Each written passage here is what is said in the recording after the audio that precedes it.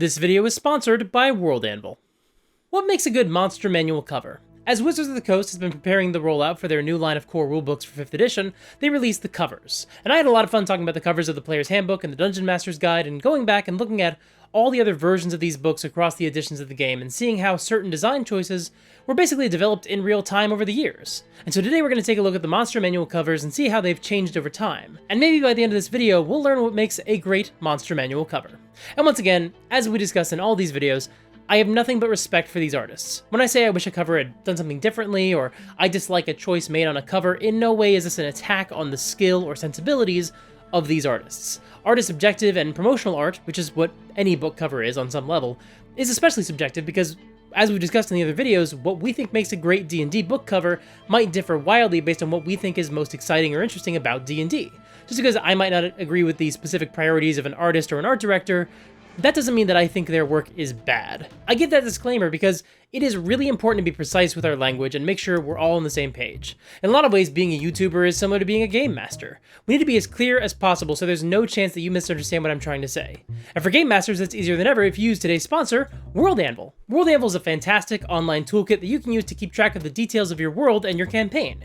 You can create articles for different locations, events, magic items, NPCs, and monsters. And when you're creating a page for a monster, you can actually include a stat block and even roll your attacks and damage right there on that webpage, because World Anvil allows you to actually run your game through the website. And they don't just support D&D 5th edition, they support a whole robust selection of games such as Pathfinder, Call of Cthulhu, Savage Worlds, Numenera, Dungeon World, World of Darkness, Fate, Genesis, Tales from the Loop. You have a ton of options available to you.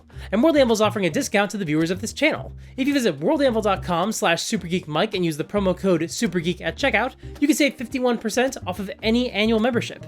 Yes, that's right, 51%. You can save more than half off your order. Once again, that's worldanvil.com/supergeekmike and use the promo code SUPERGEEK. Thank you so much to World Anvil for sponsoring this video. Now let's return to our tour through the monster manuals of yesteryear. Just like we do with all these videos, we're going to review these monster manuals in chronological order, starting at the beginning of our hobby, the 3 little brown books. Now, normally in these videos, I don't spend a lot of time talking about these because the art is so different from what came later on. They were obviously working with technological and budgetary limitations that would not apply to any other edition of the game, so it's almost not worth comparing the art to the later book covers. However, in this case, we do have a book called Monsters and Treasure, which is very close to the monster manuals of the future. It's a decent match. And given what limited space they had, they chose to put a dragon on the book. And of course they did, right? The game is called Dungeons and Dragons, and you've got a book about monsters, so you put a dragon on the cover. It makes perfect sense. It's not rocket surgery. And here we get our first mandate for what makes a great monster manual cover. There should be a monster on it. We're starting with the obvious, but remember, there were no assumptions at the beginning of the game. They could have put... Look, they were always going to put a monster on it, but I wanted to talk about this cover, so we have to justify it somehow. This was a lesson that I think was worth learning. But then the following year, in 1975, TSR produced the first supplement for D&D, Greyhawk. And you can make the case that this is more of a Dungeon Master's Guide equivalent because it includes bonus rules and advice for GMs to use in their games. But for reasons that should become clear as this video goes on, I want to talk about this cover for this video because it includes the first appearance of the Beholder.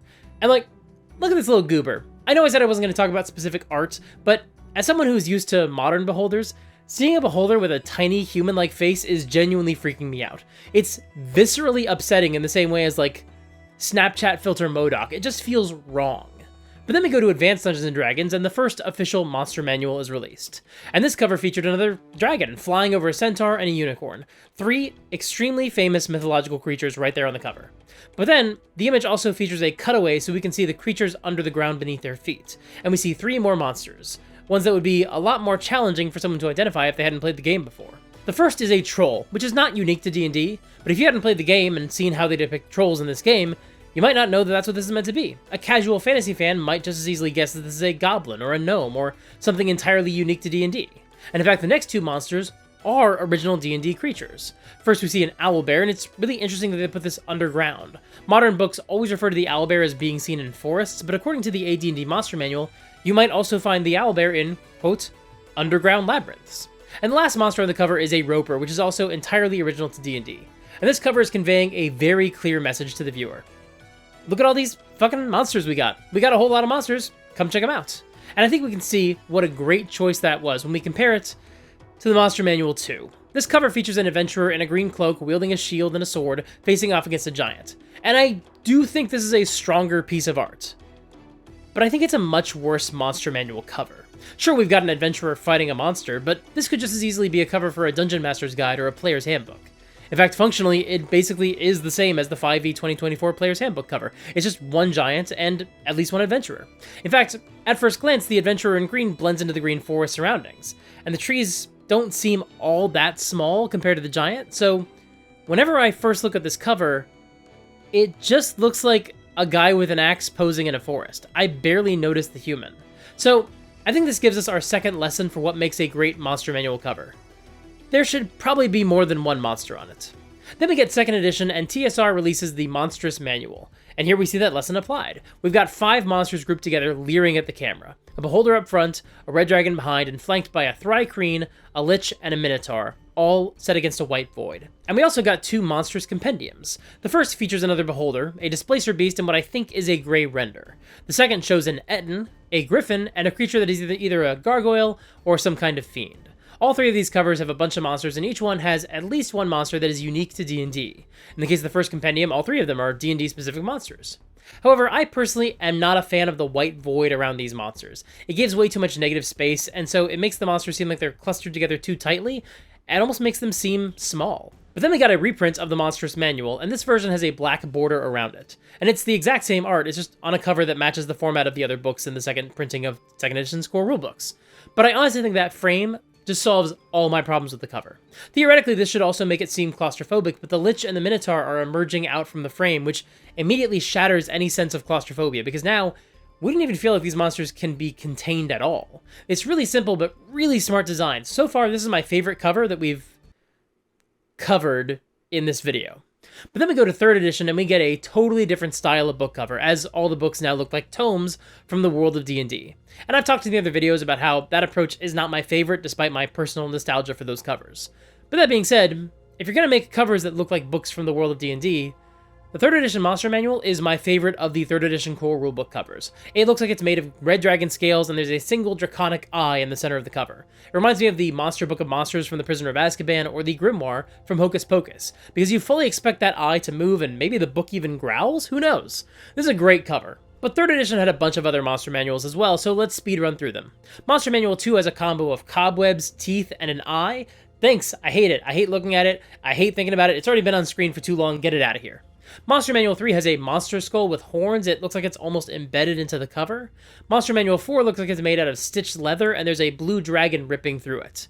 And Monster Manual 5 is embossed with the image of either a mind flayer or a nautiloid.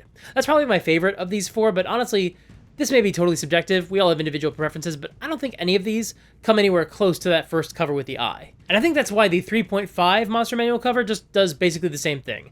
It just repeats the cover that did it best. I actually think the 3.5 cover is a little bit more dynamic than the original because it has all these other metal plates on it. Ordinarily, I would think that those would make the cover look too busy and cluttered, but for some reason, I actually think this design helps accentuate the cool stuff like the eye, which is also a lot bigger on this one. But also, these metal plates almost imply that this book is locked and sealed. I don't know if anyone else feels that way. There's no visible lock on it like the Dungeon Master's Guide had, so maybe this is just me, but I still get that impression from the 3.5 cover, that it's a book so dangerous that it had to be locked up. And I dig it. This is my favorite 3rd edition cover that I've seen, and despite it not following the format of what I think makes a great Monster Manual cover, this is an incredible cover for any book called a Monster Manual, so, like, honestly, no notes. But as I said, the covers for 3rd edition and 3.5 are very much doing their own thing, so with 4th edition we return to the painted artwork of a big scary monster glaring at and or charging at the viewer. Except now we've dropped the idea of multiple monsters appearing together on the cover. Instead, now we have a new idea. Iconic villains. Specifically, the 3 Monster Manual covers all feature iconic demon lords. The first Monster Manual depicts Orcus, the second has the Demogorgon, and the third has Lolth. Each Monster Manual does include the stats for whichever demon lord graces its cover. And in my video about the Dungeon Master's Guide covers, I talked about how more recent DMGs have included iconic enemies from the history of D&D, and how I think that's a really smart way to incorporate your IP into the product. And a lot of the Monster Manuals have done this too, by featuring monsters that are iconic and exclusive to D&D, and more on that later.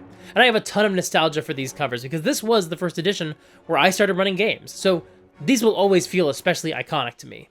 But even with all that said, these should really be Dungeon Master's Guide covers. Or maybe a better way to put it is, I don't think these do a good job as monster manual covers. Each of the covers I've praised so far had multiple monsters and highlighted the monsters that were unique to D&D, but none of them focused on unique creatures in the sense that there's only one of them in the world of D&D. There are a bunch of beholders and dragons and minotaurs and liches, but now we've got not just named monsters, but entirely one-of-a-kind creatures, demon lords. And it does make sense that they put Orcus on the cover of a book, because the first 4th edition adventure, Keep on the Shadowfell, was about fighting cultists of Orcus, and it was the first installment in an adventure path about Orcus, so they wanted him to be a big deal in this edition, so it's not exactly a terrible idea.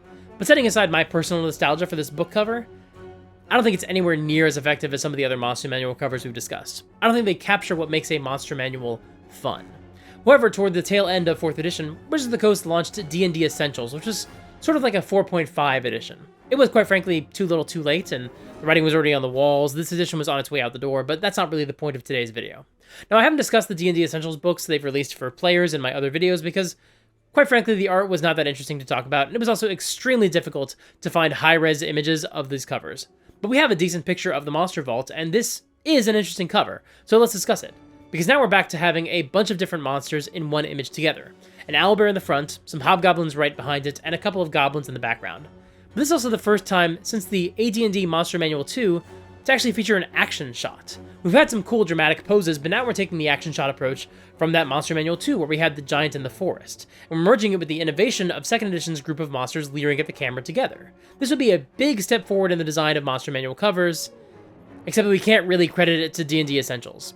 In fact, we can't credit it to Wizards of the Coast at all. Because while 4th edition was putting demon lords on their monster manual covers, another company was doing gangbusters producing their own version of D&D. This was, of course, Pathfinder. And Pathfinder's bestiary covers were fantastic. So let's speedrun through them and highlight the different monsters on each one.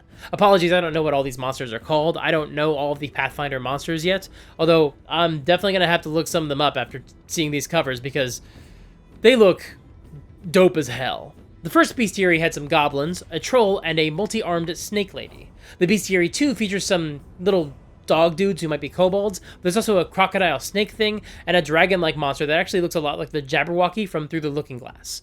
Bestiary 3 has some sort of death knight, a turtle guy with an open hole in the top of his skull, and a cyclops with a rhino's horn. Bestiary 4 has something that looks like an ogre, some Nosferatu-looking dudes, and a fellow who looks an awful lot like Cthulhu. Bestiary 5 has a fish guy, a couple of gray aliens, I guess, and the motherfucking Grim Reaper. Bestiary 6 has a ferryman with a long gray beard, a goat-headed demon with a flaming sword, and I think that's just Satan. Then we go to 2nd edition and we get the new bestiary, which has a troll, some little dudes that I know are kobolds, at least in this edition, and a hydra. Bestiary 2 has a snake-headed spellcaster assassin, some dudes who look like Gollum, and a ghost dragon. And Bestiary 3 has some nasty little tooth fairies, some undead warriors, and a clockwork dragon. And first of all, I believe these are all done by Wayne Reynolds, and they are all absolutely fantastic. But I also love that, for the most part, none of these monsters are necessarily linked to each other in any way. Sure, the ferryman seems like a reference to Charon, and so his presence next to a demon and the literal devil makes that cover very underworld themed. But that is very much the exception. There's something that connects these little golem dudes and a snake cultist and a ghost dragon to each other. Ogres don't have any obvious connection to vampires, who also don't tend to have any specific link to Cthulhu. Little fish dudes don't have anything to do with gray aliens, and none of those have anything to do with the Grim Reaper. And so the thing that I love about these covers is that we don't just have a bunch of cool-looking monsters like we did throughout the AD&D covers, just slapping whatever seemed badass onto a book cover next to each other. But by placing them all in a shared environment, it opens the door to imply a story is being told. This is not just a collection of monsters from the book, it's a moment in time that could appear in your campaign. It implies that all these monsters could be working together, or at least in the same place at the same time. And that opens the door to a ton of really interesting questions. There's nothing in the rules or the lore that explicitly links vampires and ogres to Cthulhu. So, why are they all together? What series of events took place that led to a ghost dragon, some golems, and a snake cultist all attacking the party at the same time? What's the story behind the Death Knight, the Cyclops, and the little turtle guy? Even if you don't use these specific combinations in your own games, these covers actually get you thinking about the ways you can combine these monsters in interesting ways beyond what you might imagine. It sets your imagination going, which is exactly what a good supplement for any tabletop game should do.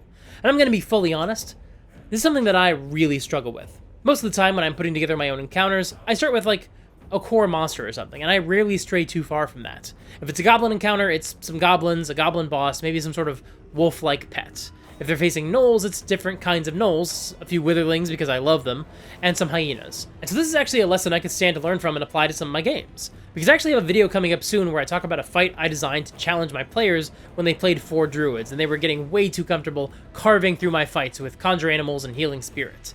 And in that fight, I hit something akin to this level of monster variety, and it absolutely made the fight work so much better than if all the creatures had been clearly thematically linked. So I should really try to do this more often, if for no other reason than it inspires creativity. But now we're cutting back to D&D for the release of 5th edition in 2014, and some lessons were learned, I think. The cover now features a beholder prominently attacking some adventurers atop a ruined fortress in a thunderstorm. And this is an interesting cover in this series as we track the evolution of these images, because it's an upgrade in some ways and a downgrade in others. First, the cover no longer features a singular, specific evil being from the greater cosmology of D&D, like Orcus or Lolth, but instead features an iconic monster unique to this game, which helps set it apart from its competitors at Paizo. Nobody else can put a beholder on their book cover. Well, sort of. Shadowdark has a beholder on it, but it's not called that, and most other D&D adjacent products don't risk getting that close to the legal danger zone. This monster manual cover also only features one monster, which I think is a downgrade from the other covers. I prefer a cover that shows off more diversity of the monsters inside, and we lose a lot of that fun when there's only one monster on the cover of the book. Actually, that's not technically accurate. There's also a bat in the sky. So that's 2 monsters. And as we've discussed in the other installments in this series, this is like the other 2014 core rulebooks, in the sense that it's basically all one color, and so it kind of washes out. Unlike those covers, both of the adventurers are clearly visible in this image, but I still think they're way too similar in color to the beholder, and without that distinction, the artwork just does not pop as well as I wish it did. To be completely honest, this has always been my least favorite of the 2014 core rulebook covers. Again, I don't think it's a bad image, I just think it's weaker across the board. That being said, this cover does add a major innovation to the monster manual cover formula. It includes adventurers. All those other covers have featured monsters either posing dramatically or charging at the camera, but even when they appeared in an environment and seemed to be a snapshot from your D&D game, no actual adventurers have appeared in these images since the AD&D Monster Manual 2. Now we have some poor suckers getting absolutely bodied by a beholder, and it is so much better because of that.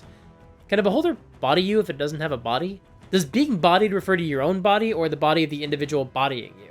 But anyway, the inclusion of the adventurers is kind of an innovation for this piece of art, something we haven't seen in any of these covers since 1983, 31 years earlier. And then along comes the Monster Manual for the 2024 version of 5th edition, which actually the Monster Manual is going to come out in 2025, so it's a 2024 line of books, it's not coming out in 2024, and obviously the anal retentive part of my brain would really rather they all came out the same year as the 50th anniversary. I'm sure the publishers would rather that as well, but I'm glad they're not rushing these books because, let's be honest, rushing books is how we got the 2014 Dungeon Master's Guide. But it's actually funny because this new line of books leans heavily into dragons for the Player's Handbook cover, and actually even hints at an undead dragon on the Dungeon Master's Guide cover. There's not really any dragons on the cover for the new Monster Manual, asterisk, more on that later. But instead, this book still prominently features the Beholder, which makes sense. At this point, between Greyhawk, 2 covers for 2nd edition, and the 5th edition Monster Manual, the Beholder is kind of becoming the unofficial mascot of Monster Manual, since it helps to show off the unique monsters you can literally, legally, only find in Dungeons & Dragons. But this book also follows the pattern of the other 2024 books by making the adventurers on the cover iconic characters from the history of D&D. In this case, everybody on the cover is from the Forgotten Realms. The Beholder is facing off against Vajra Shafar, I don't know how it's pronounced. She's the Black Staff of Waterdeep, and Minsk and Boo from the first 2 Baldur's Gate video games are at her side. However, around this encounter, we get something that was missing from most of the last few monster manuals. A whole mess of monsters, the types that don't normally have anything to do with each other. There's a flame skull, a gelatinous cube, some goblins, a mimic, a displacer beast, an ogre, and something with huge tentacles. We can also see some other adventurers who are having a real bad time. One of them is wrapped up in a tentacle, and another is caught in the gelatinous cube. This way, the cover can basically have its cake and eat it too. It can feature some iconic heroes like the other 2024 core rulebooks, but it can also show the monsters annihilating some adventurers, like the 2014 Monster Manual did.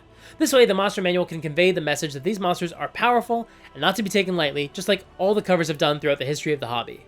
But it also still sells the game as a heroic fantasy / epic fantasy game, where you're expected to take on enormous threats like this and probably make it out alright. Like, this is not the cover for a game that expects you to go through a ton of characters in a meat grinder mode, unlike something like an OSR game.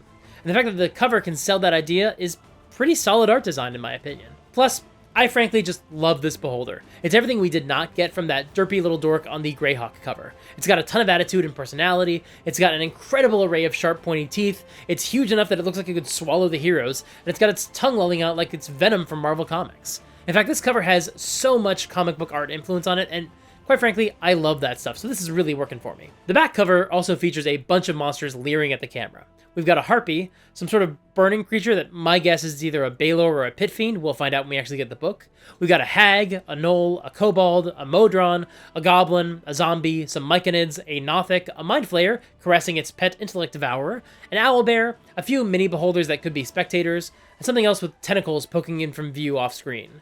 And behind all of them is a huge glowing green eye, which is probably a dragon. That's why I had the asterisk earlier.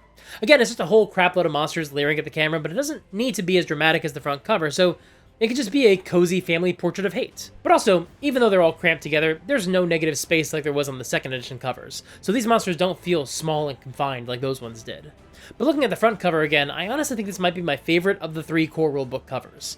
I don't know, I really do like the Player's Handbook cover a lot, and I actually think I like each cover more and more after I made the video talking about them, because those videos basically help me understand what makes the art work so well, and how the art communicates the ideas behind the book. And of course, opinions shift over time, that's perfectly natural. Even for this cover, the first time I saw it, my initial knee-jerk reaction was, that beholder looks amazing, but the cover itself is just fine. But then, I don't know, over time, something about the colors and the composition really started to vibe with me, and it rose a lot on my list of cool D&D covers, to the point where, at the time of recording, it's pretty high near the top of the list. This is part of why I don't do a lot of videos where I react to current events, and why it took me a couple of months to even get to this one. I like to take my time and go through the process of discovery. I'm sure that'll go great with the next couple of months as everyone competes with each other to do videos about these new books, and the YouTube algorithm kills any videos that are not about the new rulebook. Although, actually at the time of recording, there was just another little scandal where Wizards of the Coast's legal team was blocking people from showing the book on YouTube, despite that restriction not being communicated to anyone in advance, so I know a lot of people are frustrated with Wizards of the Coast right now, and that's totally fair. I've talked about this before. If and when I do buy the physical copies of these books, I'll pick them up from a local gaming store so I can support small businesses. And quite frankly, while everyone else is working on their new Player's Handbook videos, I'm getting ready for some Vox Machina videos to tie into the premiere of the new season in October. Plus, in September, my wife's maternity leave ends, so I'm going to be a stay-at-home dad, and I'll have to adjust to that new lifestyle. So, you know, if I do make some videos about the new Player's Handbook and the other core rulebooks, I'm almost certainly not going to get to it right away when the book actually comes out in September. I probably will get to it, but not right away. So make sure you're subscribed, because if I do make videos about the new version of D&D, you're going to want to watch those. And if I don't, and I make videos about, like, other stuff, please go watch those videos, because otherwise I will absolutely get chewed up by the algorithm, and that would suck. Make sure you also ring the bell so you hear about a new video as soon as it comes out. If you want to support the channel financially, you can do that on Patreon. It really helps a lot. Join my Discord server to hang out with other awesome people, and sign up for my newsletter to catch some updates. Click here to watch a video where I just throw out a bunch of my old D&D notebooks that I don't use anymore. And make sure to visit vote.gov to make sure you're registered to vote. Until next time, play fair, and have fun.